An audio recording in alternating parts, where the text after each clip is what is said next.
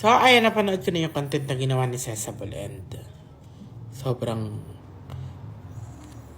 alam ko naman na mahal niya ako at sobrang nagte-thank you ako doon. Thank you so much. I love you. Kay Ces. Hindi! Marami pa rin kasi nagsasabi na, ayun nga, katulad nung may nabasa pa rin ako na alam ko na mas maganda ako kay Ernalyn. Totoo yun. Maganda si Ernalyn.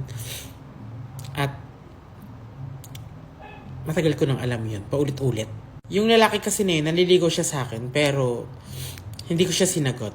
Ang ganda ko, diba? Putang. Woo!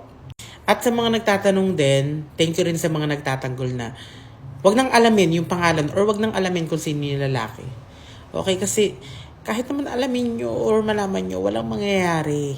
Sobrang nagtithank you din ako kay Ernalyn kasi ayun, natanggap niya rin naman talaga yung pagkakamali na ginawa niya, which is sobrang saya ko na may changes. At alam mo namang mahal na mahal kita, diba? Pero ayun nga, katulad ng sinabi ni Cesabol, hindi ko maipapangako na maibabalik yung dating pagsasama natin, which is dahil nga may lamat na, pero hindi naman tayo perfect. Hindi rin tayo, alam mo yun, hindi natin hawak yung ano bang pinagsasabi ko. Basta ayun, nagigets nyo naman, alam ko yan.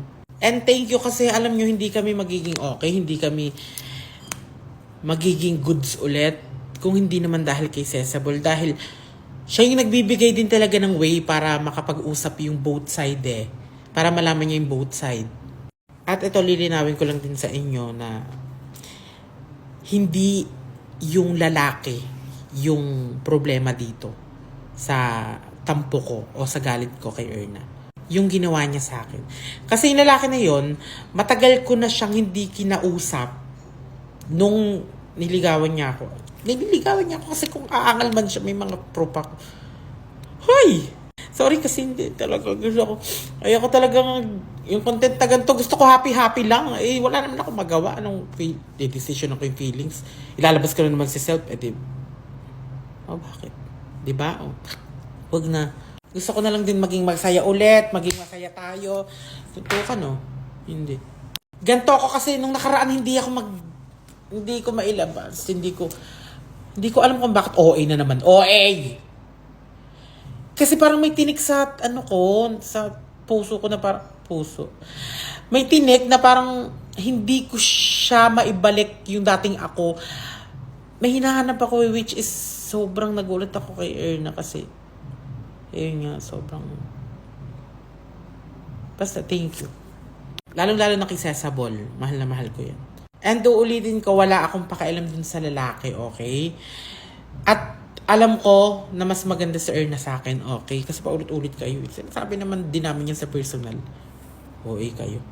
May mga tao kasi nagsasabi na, wala tayong magagawa kung sa Erna yung bet. Yun nga. 'Di ba?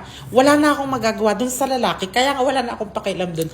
Ang inano ko na lang is yung bakit alam naman ni Erna. Tapos, 'di ba? Ginawa pa rin niya, which is pinagsisihan niya na nga. At no one's perfect nga. 'Di ba? Siguro soon. Hindi man ngayon, hindi man bukas, soon. Hindi ko alam kung kailan. Gusto ko kasi kung mapapatawad kita yung totoong napatawad na kita, hindi dahil lang gumawa ka ng video. O sige, papatawarin na kita. Gusto ko yung bukal sa puso ko at hindi ko alam, hindi ko pa siya may ibibigay ngayon. Pero mahal kita, tandaan mo yan. Mahal ko kayo, lahat kayo. So, yun lang naman. Sinisipon na ako. Go.